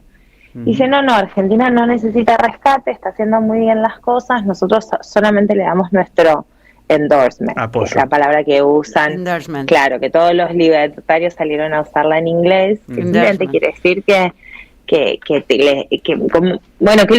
banca la Argentina, ¿no? Pero la realidad es que, insisto, no tenemos letra chica. Yo estimo que va a ser una suerte de swap con el fondo de estabilización de Estados Unidos, que lo más probable es que se haga directamente en DEX, porque lo que tenemos es un vencimiento con el Fondo Monetario Internacional de acá hasta que termine el mandato de Milei de unos 9.000 millones de dólares sin contar desembolsos. Entonces, para mí lo que va a garantizar es que se le pueda pagar al FMI, pero esto es una deducción mía, y lo digo también por la composición que tiene el fondo, que sabemos que son unos 215.000 millones de dólares, pero gran parte de la composición de ese fondo son derechos especiales de giro. DEX. Claro, DEX. Sí, así que yo creo que va a ir por ahí, pero la verdad es que sinceramente cuando uno mira los mercados de hoy que siguen rebotando y que bajó el tipo de cambio, más allá de la foto que políticamente tiene todas las implicancias que ustedes muy bien están relatando, yo creo que los mercados empezaron a descontar el efecto positivo, entre comillas, de los 7.000 millones de dólares que espera que el agro y las cerealeras liquiden de acá a octubre, ¿no? Es por las retenciones cero esa descompresión, decís. Exacto, que además con retenciones cero, que vieron que después se sumaron otros productos, la carne, como la carne, la leche, etcétera, pero que principalmente afecta a la soja, que es la que tenía la alícuota más grande. Y la que reporta más regalías para la Argentina con los impuestos. Sí, y la que tenían el dato que está copiada, que se juntaba Caputo con las dueñas de las cerealeras. En las silobolsas. Cuando tenés acopiado. Las silobolsas. Bueno, claro, me parece que tiene que ver con eso. Sí. Delfina, tengo esta duda. Cuando vos quitas el 26% de retenciones a las hojas, insumos 40%, ¿no suben el aceite, la orina, sube el pollo, el cerdo, la carne y se dispara la canasta alimentaria? ¿No es un impulso inflacionario extraordinario esto de quitar las retenciones? O sea, como una transferencia de ingresos, le saco a aquellos, pero nosotros vamos a pagar más. Y depende cómo se mueva el tipo de cambio, ¿no? Porque lo que te permitía es un poco desacoplar la retención, más allá del efecto de la recaudación, que eso lo va a ver sin lugar a dudas el gobierno. Lo que en principio nosotros hemos sostenido, y igual, qué sé yo, bueno, es cuestionable, pero en principio te permite desacoplar el precio internacional del precio doméstico, nacional. Ahora bien, si esto, la verdad que la devaluación ya te estaba impactando en precios, entonces... ya estaban aumentando, decís. Si corrige a la baja el tipo de cambio y se mantiene estable y no hay una mega devaluación, yo creo que va a ser más o menos indiferente. Ahora bien, se estima que el costo fiscal de esta operación son 0,3% del PBI, o sea que es un número importante. Claro, mucha plata. Sí, que estaba buscando, creo que es similar al aumento de los universitarios. Digo, me parece que va a ser no lo quiero decir al aire porque ahora me generé la duda a mí misma y que tengo miedo de meter la pata, pero es un número que compromete un resultado fiscal de superavitario del 1,6%, creo que es lo que tiene previsto en el acuerdo con el FMI, ¿no? Ya de por sí tiene menos. Pero bueno, yo lo que quiero...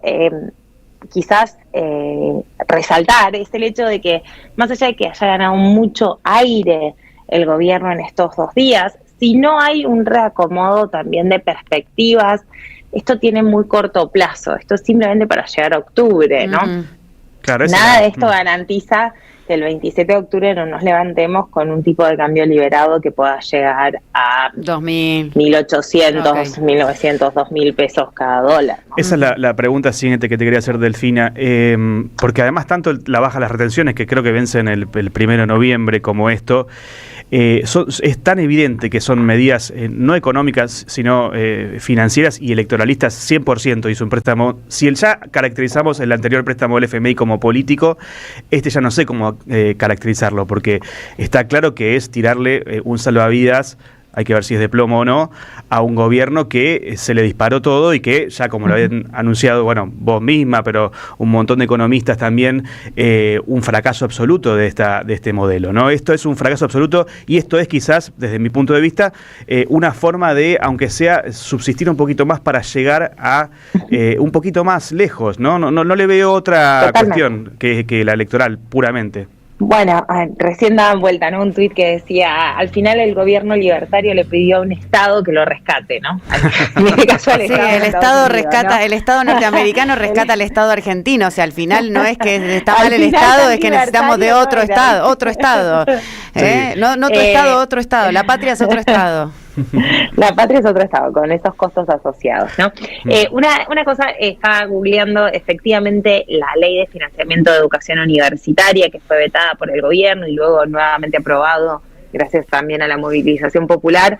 Se estimaba que tiene un costo fiscal del 0,23% del PBI, y como les decía, el costo de la quita de retenciones solamente hasta el 31 de octubre, como es previsto, tiene un costo fiscal asociado al 0,27% del PBI, ¿no? Claro. Digo, para que tengamos magnitudes más o menos en la cabeza de cuánto cuesta que los sectores que tienen los dólares los liquiden y puedan calmar el mercado de cambio, o cuánto cuesta, dicho de otra manera, tener un tipo de cambio que no está alineado en una macro y un tipo de cambio apreciado, porque recordemos que mientras a muchos le faltan pesos para llegar a mitad de mes, la realidad es que un tipo de cambio apreciado, barato, le permite que a los que sobren pesos comprarse dólares, ir al ¿Liquidarán? exterior, atesorar y dolarizarse, ¿no?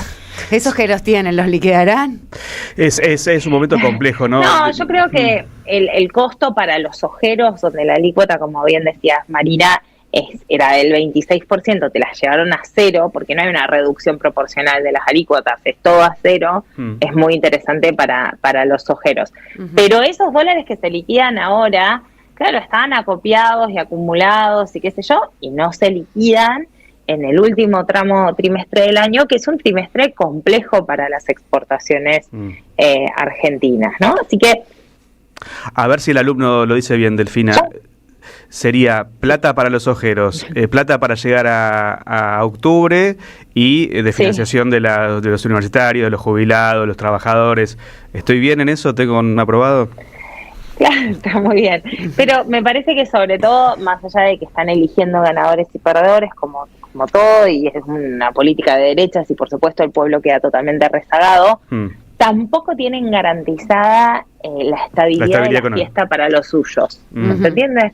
Eso yo creo que es lo que más preocupa. Vemos todavía movimientos de tasa que son tasas reales positivas. Esto va a repercutir en los niveles de actividad. Yo creo que más allá del impacto que están queriendo buscar esta semana, y era lógico que el gobierno acelerara.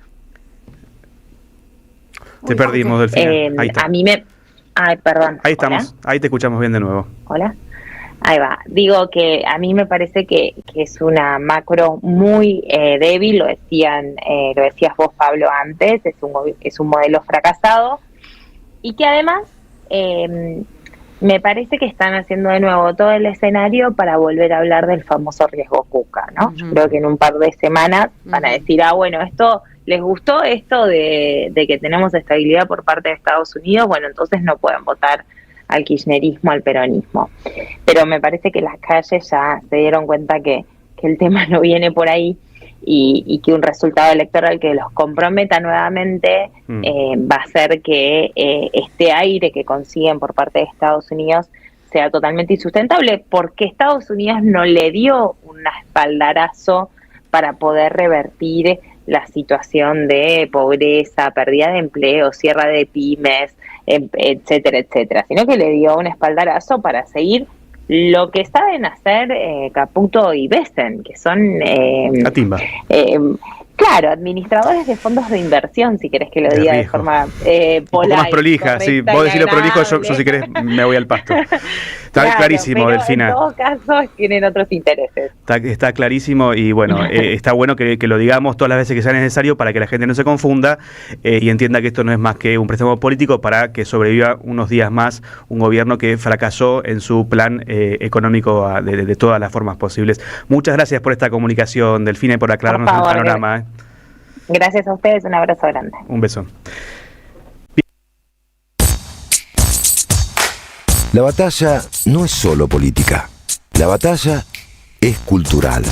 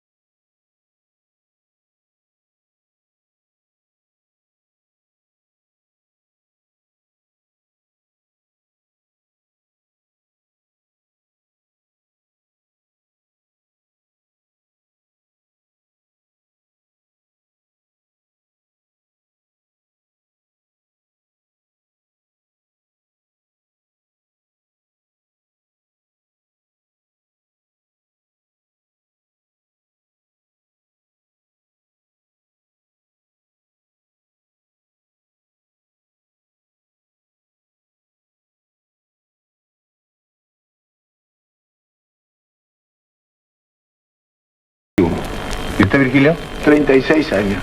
¿Cuántas obras han escrito ustedes dos? Nosotros dos escribimos más o menos 1500 obras. 1500 obras. ¿Y cuántas hay en circulación? No, pocas. ¿Cuántas? Puede haber 10. ¿En circulación? No, en circulación tenemos más de 10 obras juntos.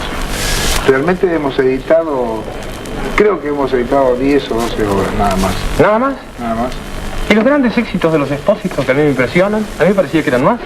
No, lo que pasa es una cosa, hay que dividir a los Expósitos en los dos hermanos. El músico, que es Virgilio, y el letrista. No, poeta, usted es un poeta. Yo le juro que me siento poeta, pero ¿qué va a ser? Uno tiene que ser letrista, en realidad, para las canciones chiquitas. Entonces, ¿qué pasa? Lo de los hermanos Expósito, en realidad, es un trabajo de alrededor de 15 años, que recientemente va a empezar a florecer, a caminar, digamos. A dar frutos. A dar... No, los frutos ya los da para nosotros. Nosotros nos sentimos contentos con nuestra pequeña obra cuando la cantamos para nosotros. Que esa es, me parece que es una cosa linda, ¿no es cierto? Sí, linda. Sin embargo, cubre otros objetivos. No es posible dudar a esta altura de que hay obras de ustedes que ha trascendido las fronteras del país, que ya han ido lejos. Sí, por ejemplo, Vete de mí es una obra que a nosotros nos ha dado una enorme satisfacción porque tiene más de 40 grabaciones en el mundo. Yo la escuché en Cuba y la escuché en Venezuela. Estamos hablando de Vete de mí. Vete de mí es un éxito extraordinario. En efecto, más de 40 grabaciones en el exterior. ¿Y quién lo va a cantar, Bonardo? No, Homero. No.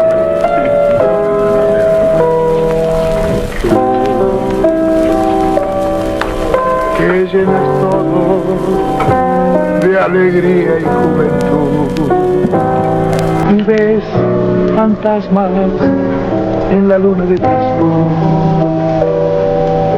y oyes el canto perfumado del azul. Con lo que queda claro que dos hermanos hijos de un panadero anarquista, huérfano, Expósito, del norte de la provincia de Buenos Aires, escribieron uno de los mejores boleros de todos los tiempos. 1500 obras, dijeron recién en la entrevista, de ellas un puñadito en conjunto, centrales en la historia de la música popular argentina. Osvaldo Piro y Susana Rinaldi en el disco en conjunto, el único de sus vidas, haciendo otra icónica obra de ambos, Yuyo Verde.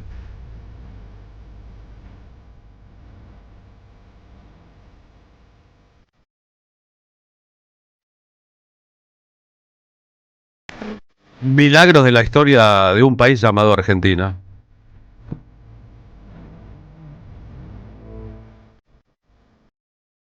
Mañana será un día de miércoles, pero eso estamos acostumbrados. Nos encontramos mañana en la radio, señor Pablo Hacker. Nos encontramos mañana en la radio. Estaba leyendo algo que tiene que ver con inminente. Sí, no. Máximo Kirchner acaba de presentar en el Congreso justamente lo que decías vos, Marina, antes, la nulidad de cualquier acuerdo que no pase por el Congreso. Así que no estaba tan errada usted. Un pedido de votación. Pedido de votación exactamente para que sea nulo, ¿no? Bueno, es obvio que alguien debe proceder a hacerlo, ¿no? Independientemente del destino que tienen las iniciativas parlamentarias con un presidente como Milei, que está más cerca de intentar cerrar el Congreso que de respetar la legitimidad de la democracia. Nos encontramos mañana, Marina. Gracias, Carlos. Hasta mañana. Gracias al equipo y a la audiencia por estar ahí. Gracias a todos y a todas. Ya viene Pablo Caruso y gran equipo. Vuelven las ideas aquí a la M530.